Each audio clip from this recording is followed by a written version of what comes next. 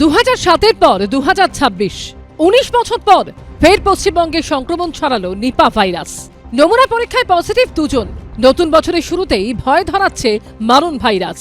স্বাস্থ্য ভবন সূত্রে খবর, আক্রান্ত হয়েছেন এক মহিলা এবং এক পুরুষ নার্স। দুজনেই আচ্ছন্ন আছেন কোমায়, রাখা হয়েছে ভেন্টিলেশনে। বারাসাত নারায়ণা হাসপাতাল সূত্রে দাবি, তরুণী নার্সের শারীরিক অবস্থা অত্যন্ত সংকটজনক। তার কোনো স্নায়বিক প্রতিক্রিয়া নেই, তবে পুরুষ নার্সের শারীরিক মাপকাঠির কিছুটা উন্নতি হয়েছে। মহিলা নার্সের বাড়ি পূর্ব বর্ধমানের কাটোয়ায়, পুরুষ নার্সের বাড়ি পূর্ব মেদিনীপুরের ময়নায়।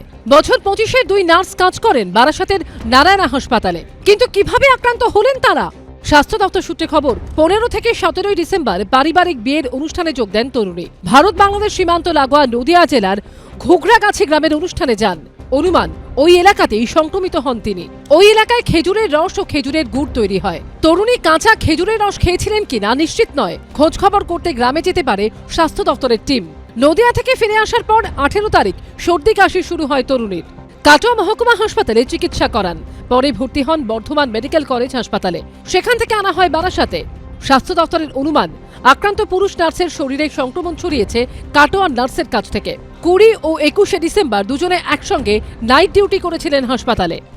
বেশিরভাগ ক্ষেত্রে অসুখটা ছড়ায় কিন্তু আমার ড্রপলেট ইনফেকশন। এছাড়াও এই ক্ষেত্রে নিপা ভাইরাসের ক্ষেত্রে আমরা দেখছি যে কিছু কিছু ক্ষেত্রে ফল মানে হচ্ছে যে ধরুন যেই ফলটা আধখা অবস্থায় কোনো প্রাণী খেয়ে রেখেছে, কোনো জন্তু খেয়ে রেখেছে, সে হয়তো নিপা ভাইরাস দ্বারা আক্রান্ত। খেজুর রসে যেই পরিমাণে রিস্ক রয়েছে, গুড়ে কিন্তু অতখানি রিস্ক নেই। তবুও সতর্কতা আমাদের জারি রাখতে হবে। অযথা আমরা যেন প্যানিক না করি। যে সতর্কতা অবলম্বন করতে হবে সেগুলো আমাদের করতে হবে। নিপা আক্রান্ত দুই নার্সের জন্য দাদরা ও নগর হাভেলি থেকে আনানো হয়েছে বিশেষ ধরনের অ্যান্টিভাইরাল ইনজেকশন। বুধবার সকালে সেগুলি প্রয়োগ করা হয়েছে। স্বাস্থ্য দপ্তর সূত্রে খবর, এখন থেকে সব নমুনা পরীক্ষা হবে কল্যাণী এইমসে। এক একজনই সংগ্রহ করা হবে 4 রকম নমুনা। পাশাপাশি ভ্রাম্যমাণ পরীক্ষার জন্য বিশেষ ভ্যান চালু করেছে আইসিএমআর। বেলেঘাটা আইডি হাসপাতালের মধ্যেই রয়েছে national institute of bacteriology and virology, তাদের যে কেন্দ্র নির্বি, সেই নির্বির সামনে আমরা দেখতে পাচ্ছি আইসিএমআর এর একটি মোবাইল টেস্টিং ভ্যান।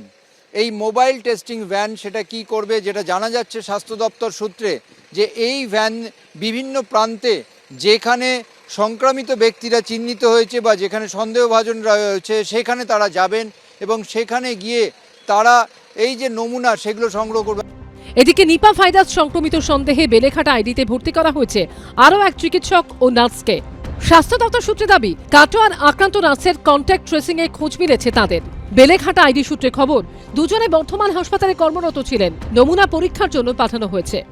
নজরে রাখতে হবে, যখন এখন এই শীতকালে রেসপিরেটরি ট্র্যাক্ট ইনফেকশন বাচ্চাদের কমন, একটা কনভালশন শুরু হলো বা অল্টার সেন্সোরিয়া মানে ঝিমিয়ে পড়ছে, বাচ্চাদের যদি এই সময়তে রেসপিরেটরি ট্র্যাক্ট ইনফেকশন একটা সিভিয়ার আকার ধারণ করে, এবং সেক্ষেত্রে আমাদের অথরিটির সঙ্গে কন্ট্যাক্ট করা এবং টেস্টিংয়ের ব্যবস্থা যে গভর্নমেন্ট সিস্টেমে হচ্ছে সেখানটাতে টেস্টিংয়ের ব্যবস্থা করা, এটাই মাথায় রাখতে হবে।